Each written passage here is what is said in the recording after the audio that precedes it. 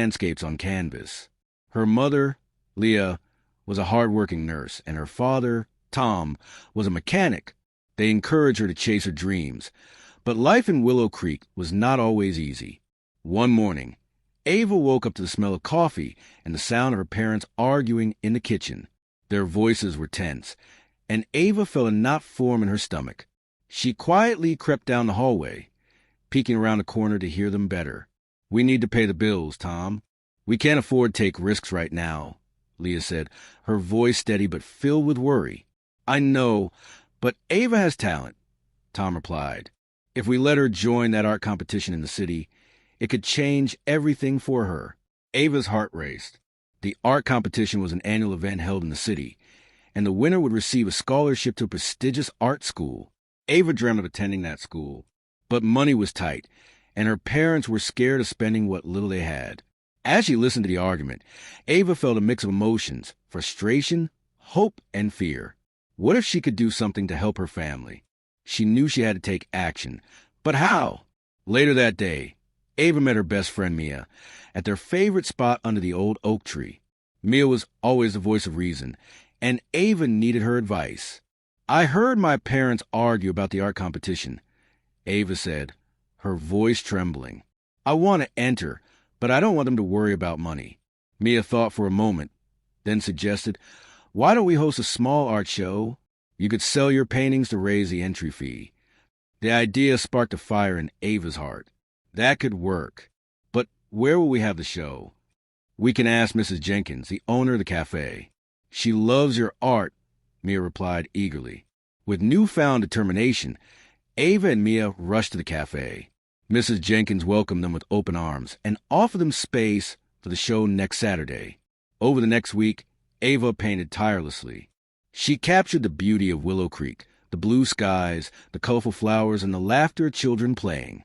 Each stroke of her brush brought her closer to her dream and filled her with hope. On the day of the art show, Ava's heart raced with excitement. She and Mia set up the paintings in the cafe, and the walls soon came alive with color. Friends, family, and even strangers began to arrive, admiring Ava's work. As people started to buy her paintings, Ava felt a sense of pride. She was not only sharing her creations, but she was also helping her family. By the end of the evening, she had sold most of her art, raising enough money for the entry fee. The joy on her parents' faces when they learned of her success was worth all the effort. With the entry fee secured, Ava entered the art competition. Weeks went by, filled with anticipation and nervousness. She painted every day, refining her skills and pouring her heart into her artwork. The day of the competition finally arrived. The venue was crowded, filled with young artists displaying their work. Ava stood near her painting, a large canvas portraying the essence of Willow Creek, vibrant and alive. Her heart pounded as judges moved through the gallery, examining each piece. Suddenly, a familiar face caught her eye. It was Mrs. Jenkins, smiling and waving from the crowd. She had come to support her. As the judges approached, Ava held her breath. One judge, an art professor from a nearby university, examined her painting closely. After what felt like hours, he nodded and smiled, sparking a flicker of hope within Ava's chest. The moment of truth arrived as the judges announced the winners. Ava stood among the other participants, heart racing with anticipation. When her name was called as the winner, an overwhelming wave of happiness washed over her. She could hardly believe it. As Ava received her award, she thought of her parents, Mia, and all the hard work she had put into her dreams. This was not just a personal victory. It was a triumph for her family as well. In the following months, Ava's life changed. She started attending art school, where she met other young artists and learned more about her passion. Her confidence blossomed, and she discovered new techniques that deepened her love for painting. Through her journey, Ava learned that struggles could turn into strength. By facing her fears and working hard, she achieved her dreams, but she never forgot to support her family and friends. They were her rock during difficult times. Years later, as a successful artist, Ava returned to Willow Creek for an art exhibition. The small town had not forgotten her. The cafe was bustling with people, each eager to see the artist who started from a simple dream. Ava looked around and saw the familiar faces of her parents, Mia and Mrs. Jenkins, all beaming with pride. She felt grateful for the struggles that had shaped her journey and made her who she was.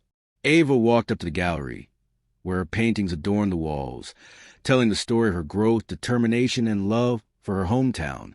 With each brushstroke, she remembered her journey, from struggle to strength, and knew that she would continue to inspire others to chase their dreams. The end. The Little Seedling.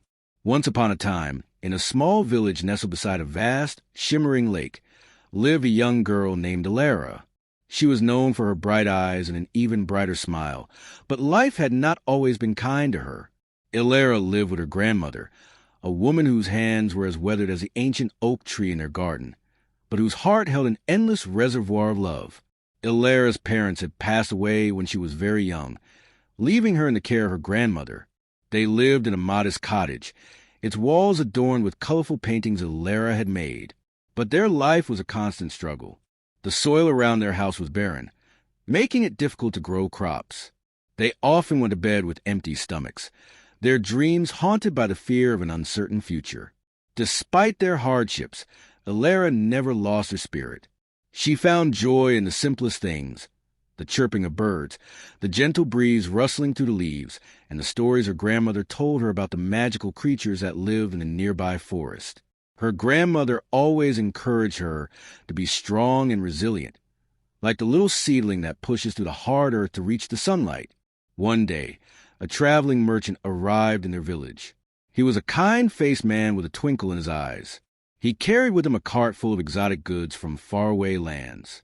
Alara was fascinated by the colorful fabrics, the strange spices, and the glittering jewels. But what caught her attention the most was a small, unassuming seed. "What is this?" she asked, pointing to the seed. "Ah, this," the merchant said with a smile, "is a seed of the sunstone flower. It is said that this flower blooms only in the most challenging conditions, and its petals hold the warmth and light of the sun itself." Alara's eyes widened. She knew she had to have it. She rummaged through her pockets and found a few coins, all she had saved from selling wildflowers she had collected. The merchant, seeing the spark of hope in her eyes, agreed to trade the seed for her coins. Alara rushed home, her heart pounding with excitement. She showed the seed to her grandmother, who examined it with her experienced eyes. "This will be a challenge, Alara," she said, "but if anyone can make it bloom, it is you." Alara carefully prepared a small patch of soil in their garden. She watered it with the clear water from the lake and planted the sunstone flower seed with her own hands. Day after day, she tended to the soil, weeding and watering, her hope unwavering. But weeks turned into months, and still nothing happened. The other villagers scoffed at her efforts, telling her that the soil was too barren and that she was wasting her time. Even Alara began to doubt herself. Was the merchant's story just a tale? Was the sunstone flower nothing more than a myth?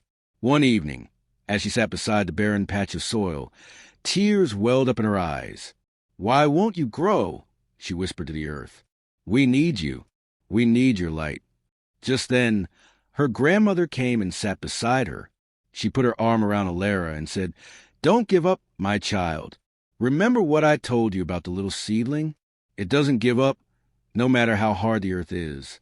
You have to be patient and believe in yourself." Alara took her grandmother's words to heart.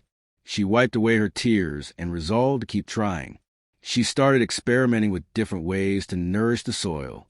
She collected fallen leaves and mixed them with the earth. She gathered rainwater and used it to water the seed. Finally, one morning, as the sun peeked over the horizon, Alara saw something amazing. A tiny green shoot had emerged from the soil. It was small and fragile, but it was there, a testament to her perseverance. Alara gasped with joy. She ran to her grandmother and told her the good news. Her grandmother smiled and said, "I knew you could do it, Alara. You have the heart of a gardener." Alara continued to care for the little seedling, watching it grow stronger each day. It weathered storms and scorching heat, but it never faltered. Finally, the day came when a bud appeared on the stem. It was tightly closed, but Alara could feel the energy pulsating within it.